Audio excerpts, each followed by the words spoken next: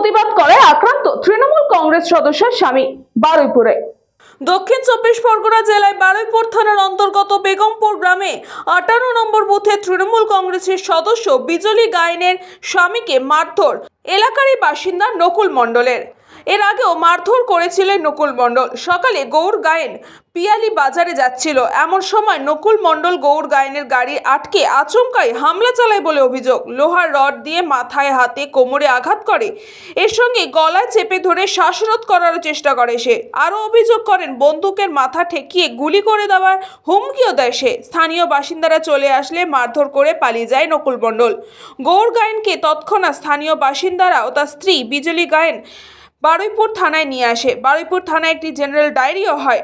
কর্তব্যরত পুলিশ তাকে বারুইপুর মহকুমার হাসপাতালে পাঠিয়ে দেয়। তার মাথায় 3টে স্টিচও পড়ে, মাথায় স্ক্যান এবং হাতে বুকে এক্সরেও হয়। সে বারুইপুর মহকুমার হাসপাতালে বর্তমানে চিকিৎসাধীন। এই পুরো বিষয়ে তদন্ত করছে পুলিশ।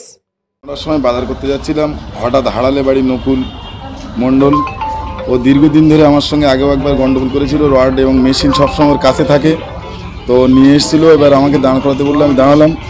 বললো টাকা দিয়ে নেই, তোর এক্ষুনি মার্ডার করে দেবো, তোর কে আছে, তোর বউ টিএমসি সদস্য বলে তোকে ছেড়ে দেবো, তুই ভাবলি কী করে, তোর কোন থানা পুলিশ আছে, কে বাঁচায় দেখে নেবো বলে মেশিন বের করে লোকজন হয়ে যায়। হঠাৎ করে হলে লোকজন চলে যায়, রডের বাড়ি মারে, আমি ওখানে পড়ে যাই। তারপরে ও চলে যায়। যাওয়ার পরে গ্রামের লোকজন তুলে নিয়ে আমাকে হসপিটালে নিয়ে আসে। এটা একটা কোম্পানি করেছিলাম 2019 সালে। সেই কোম্পানির টাকা পয়সা আমার বাইক এবং ক্যাশ টাকা দিয়ে আমি কমপ্লিট করে দিই। তারপরে সুদের টাকা চাই বারবারই।